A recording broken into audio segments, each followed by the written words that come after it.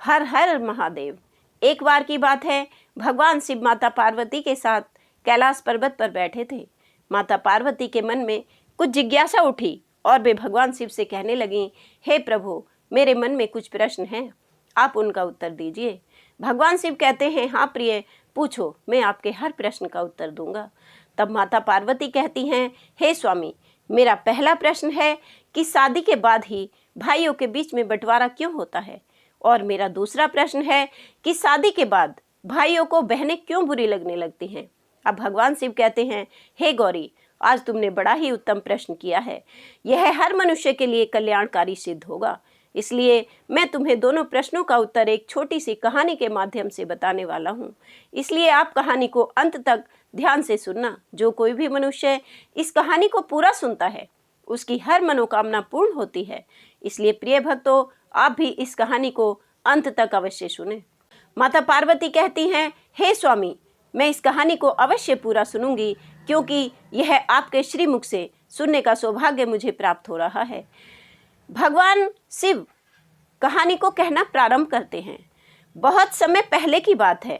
एक किसान अपनी पत्नी और 3 बेटों के साथ एक नदी के किनारे रहता था। किसान के तीनों बेटों की शादियां हो चुकी थीं और पूरा परिवार एक साथ सुख शांति से जीवन व्यतीत कर रहा था। एक दिन किसान की पत्नी ने अपने बेटों से कहा, बेटा, यह जमीन और जंगल तुम्हारे पिता के कठिन परिश्रम का परिणाम है। जमीन की उपज और जंगल की लकड़ी बेचकर ही तुम्हारे पिता ने इतने सारे मवेशी खरीदे और इतना बड़ा घर बनाया है, जिसमें हमारा सारा परिवार आराम से रह सकता है। उस समय किसान के तीनों बेटे एक टीले पर खड़े थे, जहां से धान के लहलहाते खेत बड़े सुंदर लग रहे थे। फसल कटाई के लिए तैयार थी और पके हुए धान की बालियां हवा में झूम रही थीं। किसान का सबसे छोटा बेटा, जिसका नाम श्याम था, अपनी माँ से कहता है, माँ, आप सही कहती हो, मुझे पिताजी के साथ सुबह सुबह खेतों पर जाना बहुत भाता है। आज भी मुझे वो दिन याद है। फिर भगवान शिव कहते हैं, हे गौरी, किसान का सबसे छोटा बेटा अपने पिता की तरह खेतों में रुचि रखता था। उसे खलिहानों में काम करना अच्छा लगता था। श्याम को कड़ी मेहनत करनी पड़ती थी। उसे मजदूरों को संभालना, फसल की उपज को इकट्ठा करना और फिर उसके लिए सही खरीदार ढूंढना जैसे सभी कार्य करने होते थे। किसान के 2 बड़े बेटे भी थे। सबसे बड़े बेटे का नाम प्रकाश था और उसने ज्योतिष का कार्य शुरू कर दिया था। फिर इस काम में उसे बड़ी सफलता मिली। उसने काफी धन कमाया। दूसरे बेटे का नाम अनुज था, जिसने व्यापार में सफलता प्राप्त की और वह भी खूब पैसे कमाने लगा।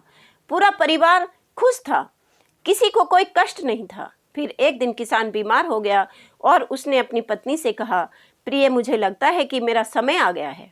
तुम मुझसे एक वादा करो कि बच्चों के बीच कभी भी जमीन जायदाद का बंटवारा नहीं होगा।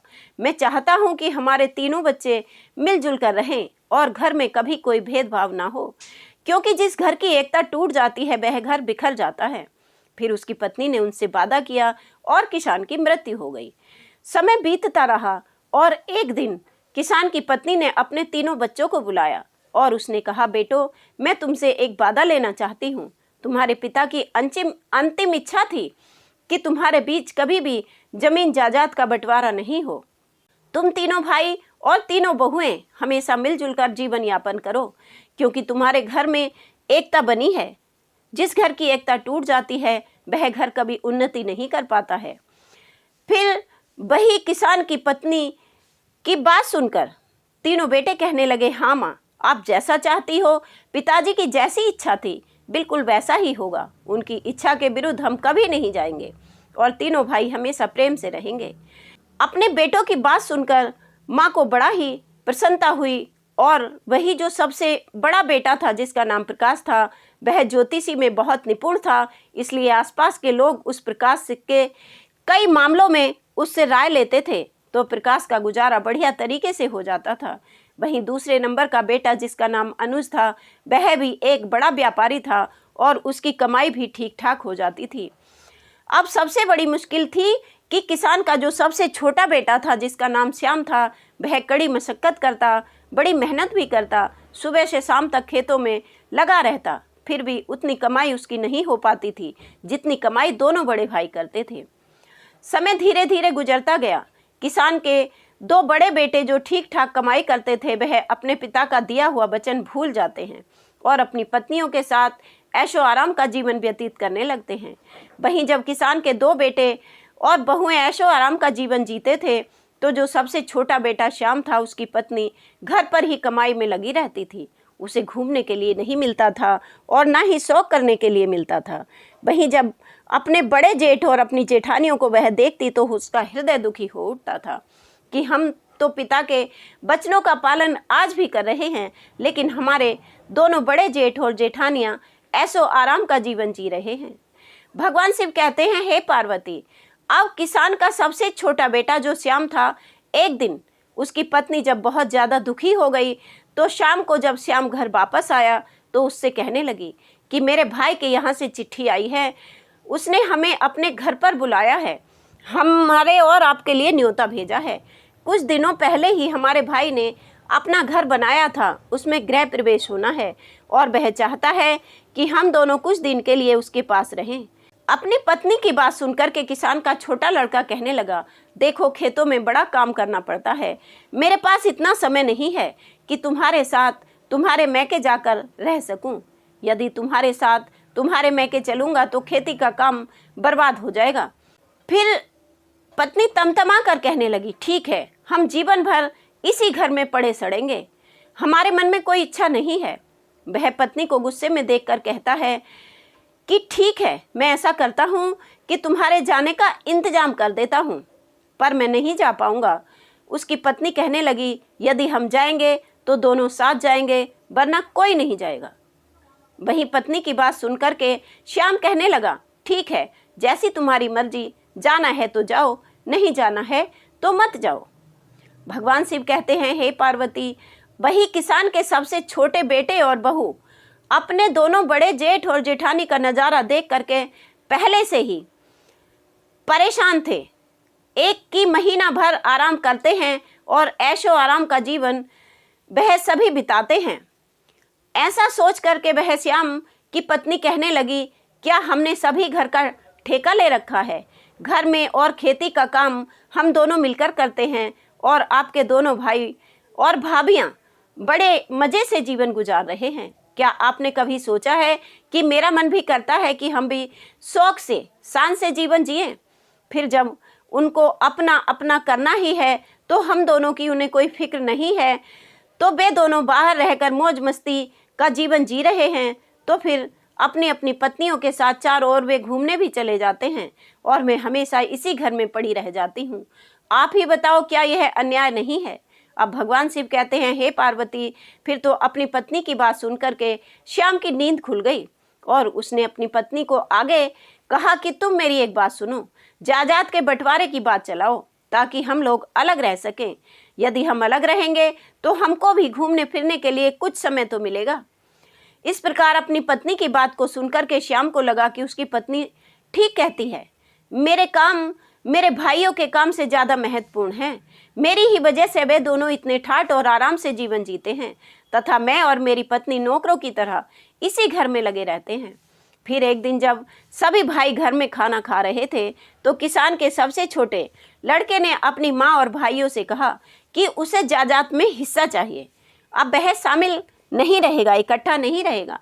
फिर वही अपने सबसे छोटे बेटे की बात सुनकर के माँ को बड़ा झटका लगा। उसने कहा, तुम्हारे पिता चाहते थे कि तुम सब मिलजुल कर एक होकर रहो। वही सबसे छोटा बेटा कहने लगा, माँ, अब मैं इकट्ठा नहीं रह सकता। तो फिर दोनों भाइयों ने भी हामी भर दी और उन्होंने कहा, ठीक है, जायदाद का बंटवारा होना चाहिए। वहीं जायदाद के सभी कागज जिनके आधार पर बंटवारा होना था सब तैयार हो जाते हैं और बंटवारा होने से पहले किसान की पत्नी अपने तीनों बेटों से कहती है कि बंटवारा बाद में होगा। पहले हमारे घर की परंपरा है कि कोई भी कार्य करने से पहले सबसे पहले भगवान जगन्नाथ के दर्शन करने चाहिए। फिर अपनी माँ की बात सुन करके सभी बेटे तैयार हो जाते हैं और अपनी माँ की बात मानकर अगले दिन सभी बेटे अपनी पत्नियों और अपनी माँ के साथ यात्रा पर निकल जाते हैं। प्रिय भक्तों, फिर मंदिर में दर्शन करने के बाद जब सभी भाई वापस लौट रहे थे तो उनकी माँ ने कहा, बच्चों, मैं बहुत थक गई हूँ और मुझे तेज भूख भी लग रही है। आप सब भी भूखे होंगे, बहुओं को भी भूख लग रही होगी, चलो एक काम करते हैं, किसी ठीक से स्थान पर बैठ करके कुछ खाना पीना खा लेते हैं। प्रिय भक्तों, गांव के बाहर एक पुराना मंदिर था और पास ही खाने की दुकान थी। वहीं जब सभी परिवार खाना खाने की तैयारी करने लगा तो माँ ने कहा, बेटा हम लोग खाना खाने के लिए तो जा रहे हैं, मगर रुपयों की थैली जो थी वह मैं कहीं पर भूल आई हूँ, जिससे जब तक घर जाने के लिए हमें काफ़ी पैसा अब तो चाहिए ही होगा, यहाँ खाने के लिए भी हमें पैसा चाहिए। यदि हमारे पास पैसा नहीं होगा तो ना तो हम घर पर पहुँच पाएंगे और ना ही हमारा पेट भर पाएगा।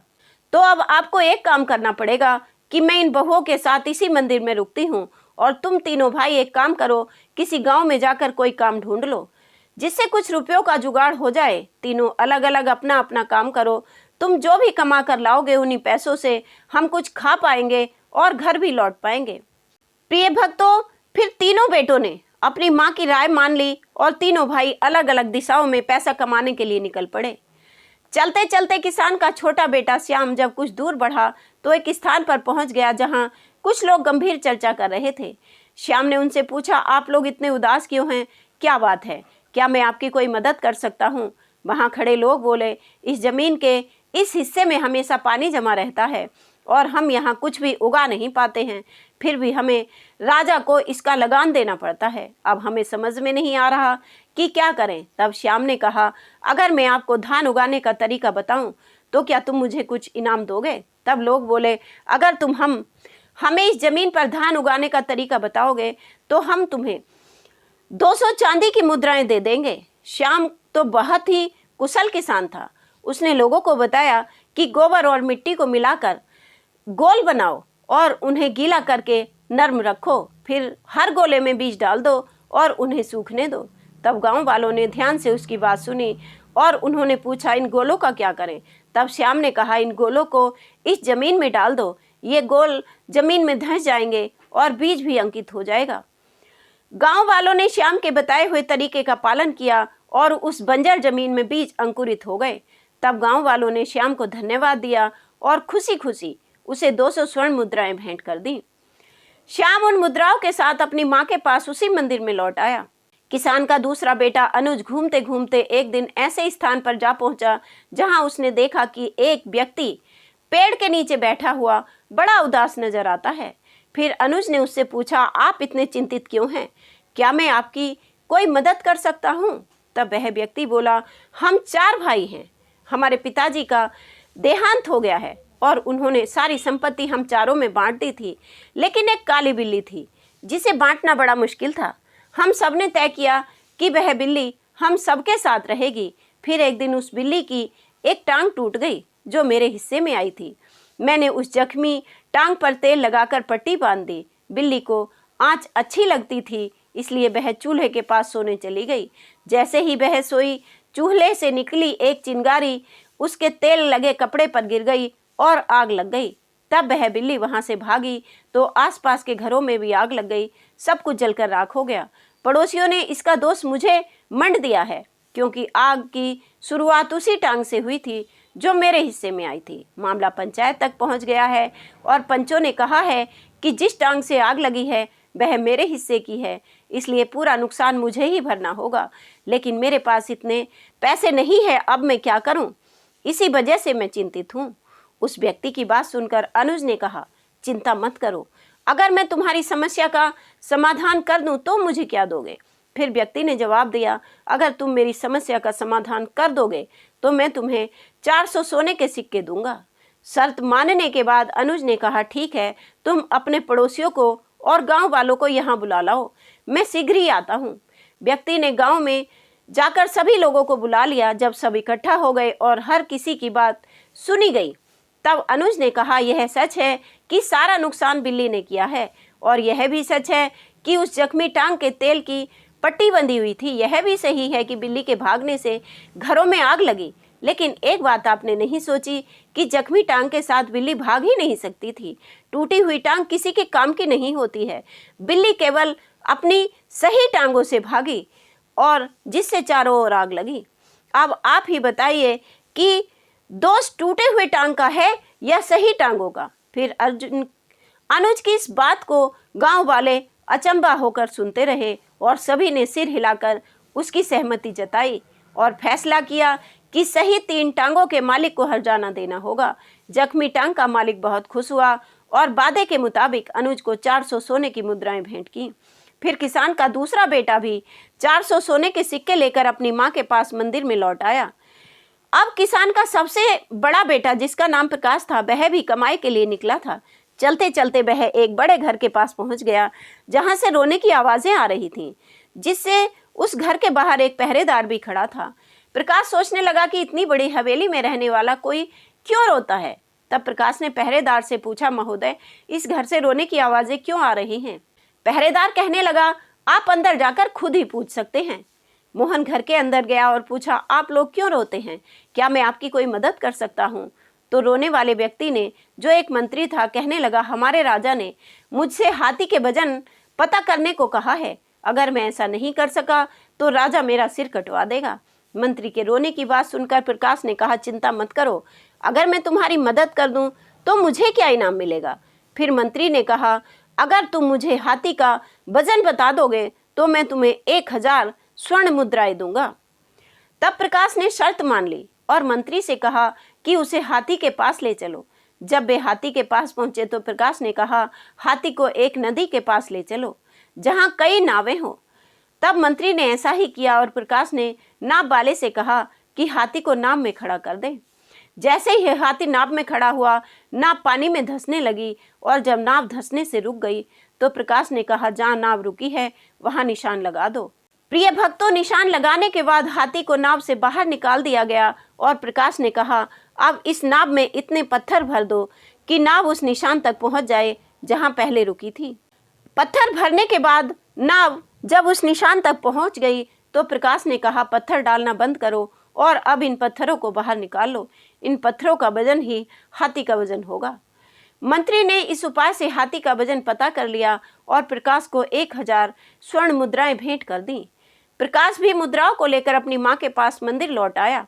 भगवान शिव कहते हैं, हे पार्वती, इस प्रकार सभी भाई जब धन कमाकर मंदिर में लौट आए तो सभी ने बड़े प्रेम से खाना खाया और दुकान वाले का इतना पैसा बना कि तीनों भाइयों ने जो पैसा कमाया था वह सारा उस खाने में चला गया।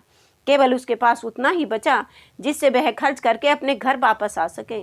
जब किसान की पत्नी अपने बच्चों और बहुओं के साथ घर वापस आई तो उसने रुपयों वाली थैली एकदम से निकाल करके अपने बेटों के सामने रख दी और कहा, मैंने जानबूझकर इस थैली को तुमसे छुपा लिया था ताकि मैं तुम्हें समझा सकूं कि एकता में कितनी शक्ति होती है, क्योंकि तुम तीनों भाइयों ने मिलकर जो भी धन कमाया था उस इकट्ठे धन को ही हम लोग खाना खा पाए और बचे हुए पैसों से अपने घर आ सके।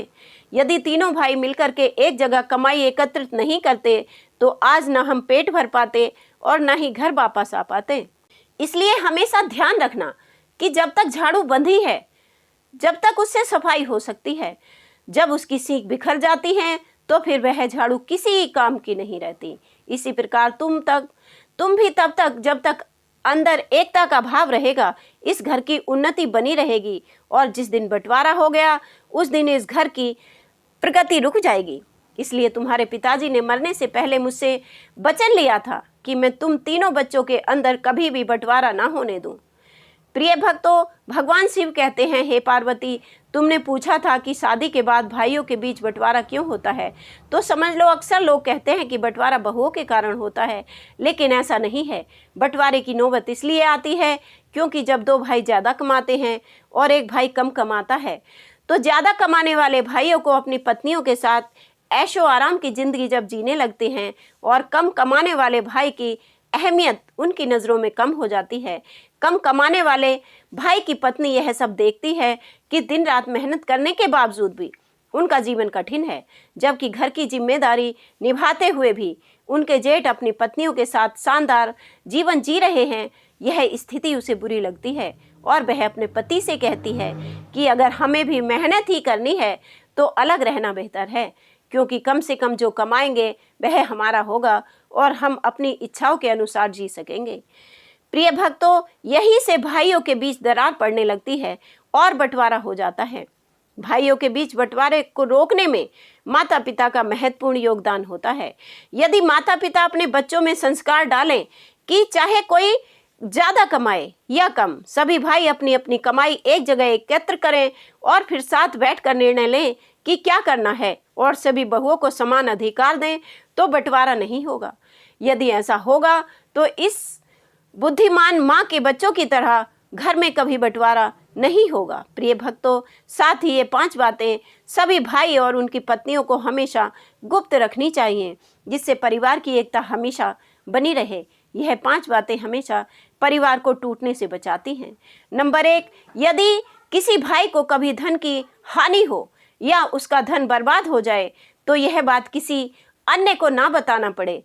धन ऐसी चीज है जो इंसान का बल होता है, और जब लोगों को यह पता चलता है कि इनके पास धन नहीं है तो वह आपका सम्मान करना बंद कर देते हैं, आपकी प्रतिष्ठा धूमिल कर देते हैं। धन हानि पर लोग कभी मदद नहीं करते बल्कि आपका उपहास उड़ाते हैं। इसलिए धन का आना या धन का जाना, दोनों ही बातें हमेशा सभी भाइयों को खुद तक रखनी चाहिए, और कभी भी किसी भाई को अपने भाई की कोई धन संबंधी बात किसी दूसरे के साथ में साझा नहीं करनी चाहिए। नंबर 2, किसी भी पुरुष को हमेशा अपने जीवन और घर की बातों को हमेशा अपने तक ही सीमित रखना चाहिए।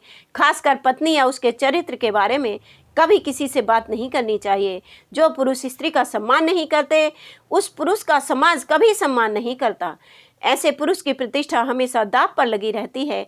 इसलिए अपने परिवार में सभी स्त्रियों का सम्मान करें और अपने परिवार की बातें कभी किसी को न बताएं।